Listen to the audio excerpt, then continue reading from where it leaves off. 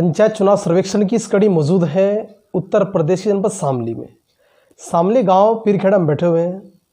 पीरखेड़ा में वर्तमान विकास की क्या स्थिति है उसकी हम जांच कर रहे हैं और अब की बार जो ग्राम पंचायत प्रधान पद के भावी प्रत्याशी हैं उनके चुनावी घोषणा पत्र मैनिफेस्टो इसको बोलते हैं, उसमें क्या क्या मुद्दे हैं, इसी कड़ी में हमारे साथ आज मौजूद हैं आज एक खास मेहमान सागर चौधरी जी।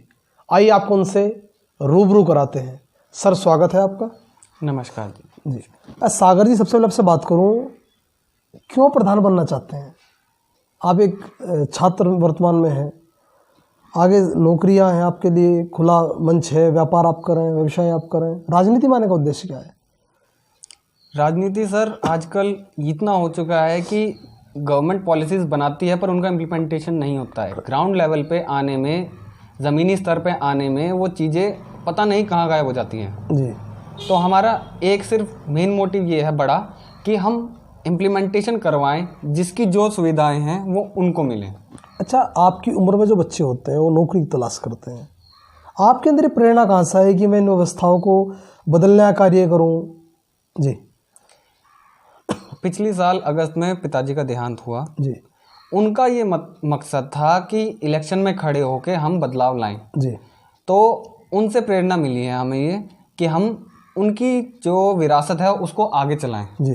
उनका एक मकसद था कि इलेक्शन में खड़े हों और गांव का सुधार करें। अब वो नहीं रहे। अब उसके बाद हमने ये जिम्मेदारी अपने कंधों पे ले ली है। जब हम उनके अच्छे के लिए, उनकी चीज़ों के लिए, उनकी प्रॉपर्टी के लिए, उनके पैसे के लिए खड़े हो सकते हैं तो फिर उनके बदलाव के लिए क्यों नहीं खड़े हो सकते? जी।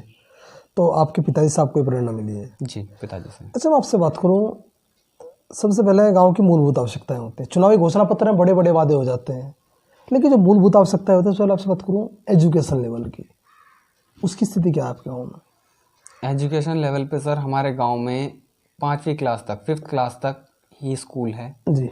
बाकी अगर किसी को आगे हायर स्टडीज़ करनी है, अगर 10th भी करनी है तो दूसरे गांव में जाना पड़ता है। और 12वीं के लिए करीबन 3-4 किलोमीटर जी पूरा खेतों से रास्ता जाता है, उससे जाना पड़ता है। तो या तो कन्वेंस का कोई साधन हो या फिर गांव में नहीं उपलब्धता हो।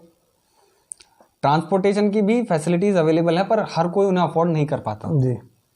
स्कूल की तरफ से बसें चलती हैं, जीप चलती हैं उनकी, पर हर किसी की इतनी क्षमता नहीं होती है कि वो अपना एजुकेशन के साथ साथ अपने बच्चों का ट्रांसपोर्टेशन भी अफोर्ड कर सके। जी।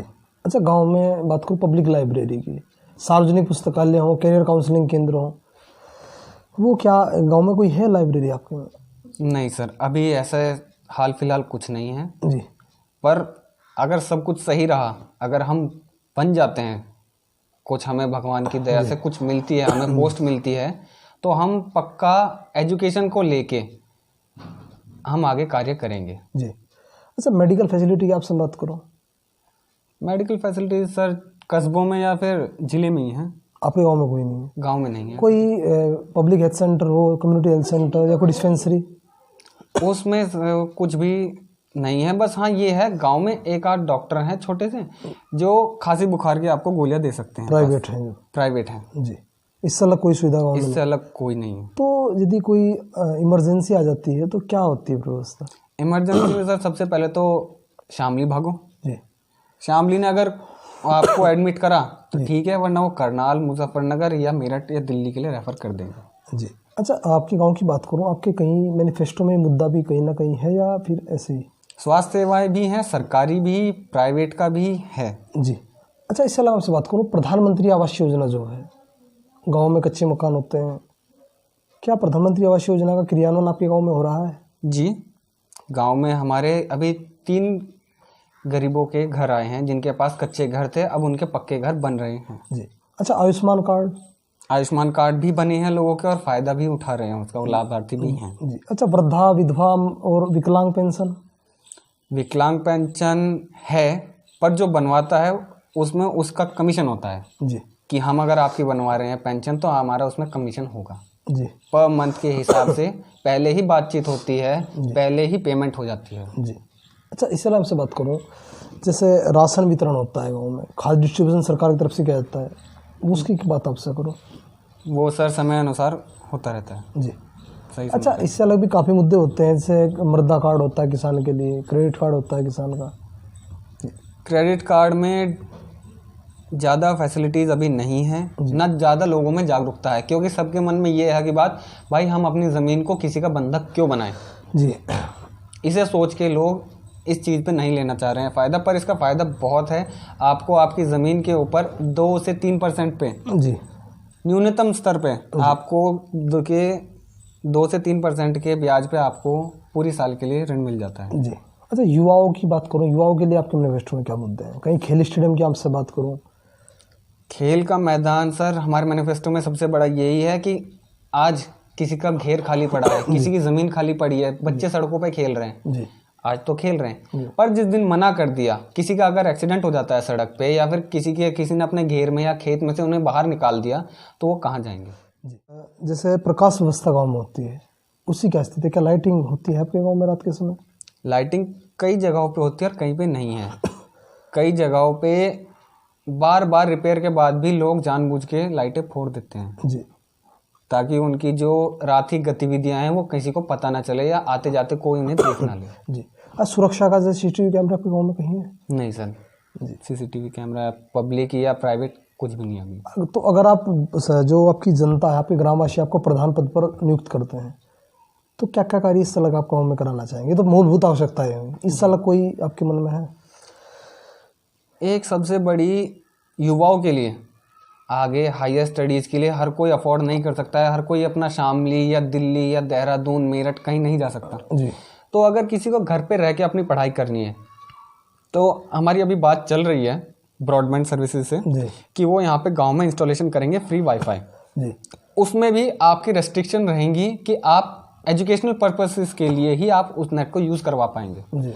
आप अगर फेसबुक या व्हाट्सएप या इंस्टाग्राम चलाना चाहेंगे तो वो नहीं चल पाएंगे। आपको पढ़ाई करनी है, आपको गूगल से या फिर आपको किसी और ऐप से, जैसे कि बायजूस हो गया और ऐसे सर कई सारी हैं, आप अगर उनका यूज़ करना चाहें तो आपको फ्री ऑफ कॉस्ट यूज़ हो जाएंगे। जी।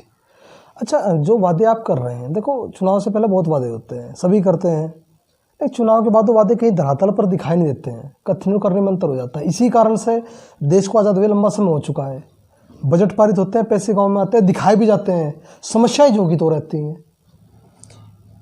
जैसे मैंने आपको बताया सर, हर किसी का यह है कि अपना विकास कर लो, जी, अपनी जेब भरो, बाद में देखा जाएगा गाँव का। जी। गाँव वाले पहले भी गरीब थे, अब कहीं भी ना गरीब कहीं रहे। डेजिग्नेशन मिलने के बाद में, उस पद पर जाने के बाद में कहीं ना कहीं लालच मन में आ जाता है। नहीं सर, हम भगवान की दया से अच्छा वेल सेटल्ड फैमिली हैं, एजुकेटेड हैं। हम सिर्फ और सिर्फ सर्विसेज में बिलीव करते हैं, जी। Self before service. जी। जी। अच्छा, क्या आप मानते हैं कि भ्रष्टाचार है आज भी? जी, भ्रष्टाचार है। कौन जिम्मेदार है भ्रष्टाचार के लिए? ग्रामीण स्तर पर कौन जिम्मेदार है, ये बात आपसे करना चाहता हूँ। क्या जनप्रतिनिधि जिम्मेदार है, अधिकारी वर्ग जिम्मेदार है, सरकारी कहीं ना कहीं कोई भूमिका है? जिम्मेदार इसमें सर सब हैं, भागीदार सब हैं। जी। अगर हमें अपनी कोई फाइल आगे करवानी है, कुछ हमारा कार्य अटक रहा है, तो हम ये सोचेंगे कि बाबू को हम 150 रुपये दे के अपना काम जल्दी करवा लें। भ्रष्टाचार हम ही कर रहे हैं, हमसे ही सुधार होगा। जी। तो जनता की कोई भूमिका नहीं? जनता चुनाव से पहले चाहती है कि प्रत्याशी के पैसे से मेरा सारा खर्च चल ले 2 महीने तक, तो और फिर शराब वितरण चाहती है, पैसा वितरण चाहती है, और फिर बाद में आती है कि प्रत्याशी विकास भी कराए।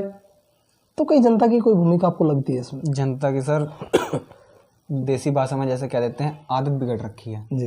ये बिगाड़ी हुई भी हम जैसे प्रत्याशियों की है। जी। कुछ प्रत्याशी अपने फायदे के लिए, मुनाफे के लिए दारू वितरण करेंगे, आपके पैसे दे देंगे कि भाई बिना ब्याज के आप लाख रुपए ले जाओ, 1.5 लाख 2 लाख। जी। आपके पास टेन्योर रहेगा कि आप 5 साल के आप कार्यकाल में, जो प्रधानी का कार्यकाल होगा, आपने उसको वो वापस देने हैं। समय सीमा इसमें कुछ नहीं होती है, 5 साल मैक्सिमम लिमिट होती है इसमें। जी। पर अगर आज हम पैसे ले रहे हैं, अगर मैं ही कोई वोटर हूँ, सिंपल वोटर हूँ, अगर मैं किसी से पैसे ले रहा हूँ, तो लाख रुपए मेरे महीना, 2 महीना, 4 महीने चलेंगे, फिर उसके बाद मुझे करके ही खाना है। तो क्यों ना स्वाभिमान के साथ पहले से ही करके खाया जाए। जी। अच्छा, मैं आपसे बात करूँ, आपने महिलाओं को लेकर बात की जब लिखित में आपसे बात कर रहे थे, तो सर सरकार भी चाहती है वुमन एम्पावरमेंट की नीति सरकार चलाती है, महिला सशक्त हो, पुरुषों के समकक्ष महिलाओं को लाना सरकार चाहती है।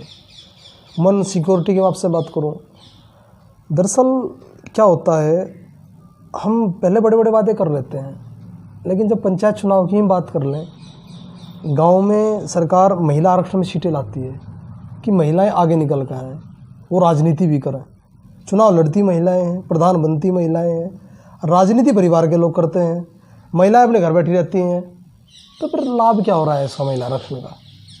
ये तो सर नॉमिनल हेड वाली बात हो जाती है कि नामचारे के लिए प्रधान महिला रहेगी, चलाएंगे उस घर के पुरुष ही, जी। चाहे उनके पति हो, चाहे ससुर हो, चाहे देवर हो, कोई ना कोई। इसमें हमारा देश पुरुष प्रधान देश है जी। और इसकी सोच कहीं ना कहीं इतनी बिगड़ चुकी है कि भाई औरतें तो पैर की जुत्ती होती हैं, जी पैर की धूल हैं। जी हम सिर्फ और सिर्फ वही थिंकिंग चेंज करना चाहते हैं अपने ग्राउंड लेवल से, अपने गांव के लेवल से। जी हम हाल फिलहाल में ही हमारी योजना चल रही है, गिनती के 5 से 7 दिनों के अंदर गांव के अंदर एक सिलाई सेंटर आएगा, जी। जिसमें गांव की महिलाएं और गांव की लड़कियां जी फ्री ऑफ कॉस्ट निःशुल्क अपना सिलाई ले सकती हैं। जी आगे इसमें ही फिर ब्यूटिशियन का कोर्स भी आता है, क्योंकि आप अगर कहीं किसी पार्टी में या किसी शादी के लिए तैयार होने जाओ, घर की लेडीज जाती हैं ब्यूटी पार्लर, जी। पर अगर वो जाती हैं तो कहाँ जाएंगी? वो शामली जाएंगी जी। या पास के किसी कस्बे में। अगर वही सुविधाएं गांव के गांव में मिल जाएं, जी एक तो कॉस्ट कम आएगा, जी। ऊपर से किसी को रोजगार मिलेगा। जी। अच्छा, चलो ये बात मान ली हमने, तो आप इसके लिए सशक्तिकरण के लिए कुछ चलाएंगे योजना अगर आप बनते हैं? जी। अच्छा, एक बड़ा आंदोलन देश में चल रहा है, किसान आंदोलन। आपने बताया कि पुरुष प्रधान है तो देश कृषि प्रधान भी देश है। जी। क्या आप मानते हैं सरकार जो कार्य कर रही है, 3 बिल जो पास हुए हैं कृषि विधेयक को लेकर, क्या ये किसान हित में है?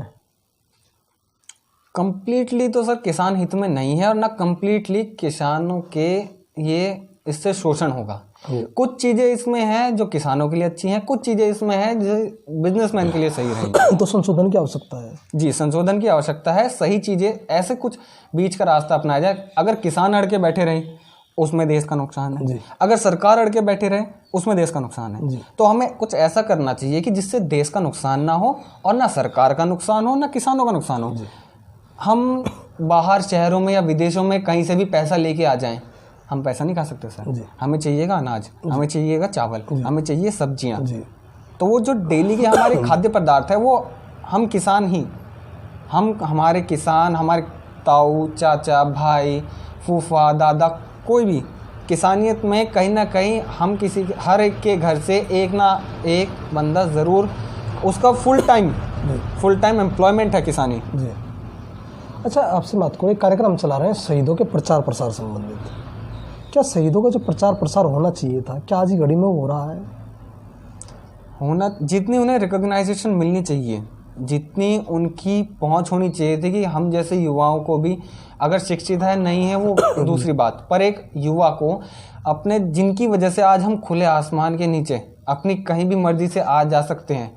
अंग्रेजों के टाइम पे सर ऐसा था कि आप बिना मर्जी के, आप बिना किसी से परमिशन लिए आप कहीं नहीं जा सकते थे। आपको आपकी मर्जी का कुछ नहीं था। अंग्रेज आएंगे अपनी मर्जी से कोड़े बरसा के चले जाएंगे, आपकी सामने आपकी माँ, बहन, बेटियों को उठा के ले जाते थे। अंग्रेजों का ज़माना था वो। अब भी है, ये कुछ चीज़ें हैं, पर हमें उन चीज़ का ये शुक्रगुजार होना चाहिए। हमें सिर्फ गिनती के 2-4 नाम याद हैं। शहीद भगत सिंह, शहीद चंद्रशेखर आज़ाद। अब भगत सिंह के अलावा उनके साथ 2 भी और भी शहीद हुए थे, 2 फांसी पर लटके थे। आप किसी से पूछिए, जल्दी से मिलेगा नहीं जवाब। राजगुरु और सुखदेव। दिल्ली में इनके नाम से कॉलेज है, पर सब किसी को ये है भगत सिंह। भगत सिंह चाहिए, हम सबको भगत सिंह चाहिए। आपके जिले से ही बनत के पुल पर लड़ाई हुई थी 1857 क्रांति में, आपको याद है कौन थे? बाबा मोहर सिंह थे। मोहर सिंह। उनके नाम से कोई है यहाँ पे कुछ? सर ऐसा आपके गांव में कोई द्वार, मूर्ति, स्मारक आपके नाम है, शहीदों के नाम से है? नहीं सर, शहीदों के नाम से क्या है यहाँ तो सर, किसी का देवी देवताओं के नाम से भी नहीं है कुछ। तो एक प्रधान की क्या भूमिका हो सकती है प्रचार प्रसार में? सर हमें इस चीज़ को देखना पड़ेगा कि उनके ही करे हुए कार्यों से, चाहे उन्होंने सही करा चाहे गलत करा, हमारे लिए आज़ादी लाए, वो कैसे भी लाए।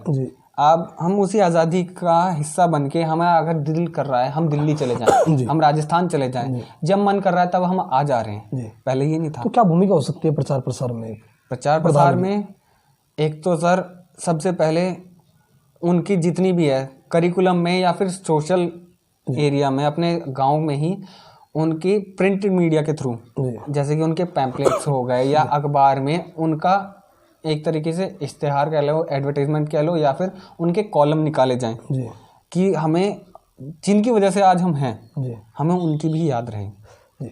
अच्छा, हम एक कार्यक्रम चला रहे हैं शहीदों के प्रचार प्रसार संबंधित, क्या उस कार्यक्रम में आपकी सहभागिता रहेगी? जी सर, बिल्कुल रहेगी। बाद में ऐसा तो नहीं कथनियों करने में आपके अंतर रहेगा? नहीं सर। जी।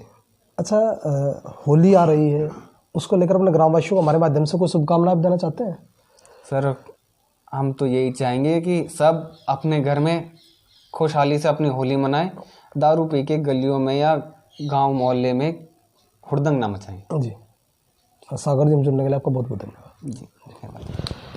पंचायत चुनाव सर्वेक्षण की इस कड़ी मौजूद थे उत्तर प्रदेश में शामली गांव पीरखेड़ा में, जहां पर हमने बात की ग्राम पंचायत प्रधान पद के भावी प्रत्याशी सागर चौधरी जी से, जिनका कहना अगर अगली बार वो प्रधान बनते हैं तो गांव की जो भी समस्याएं हैं उनको वो निस्तारित करने का भरसक प्रयास करेंगे। शामली से कैमरा पर्सन हर्ष भाटी के साथ प्रताप आर्य की रिपोर्ट, सच का ऑर्डर न्यूज नेटवर्क शामली।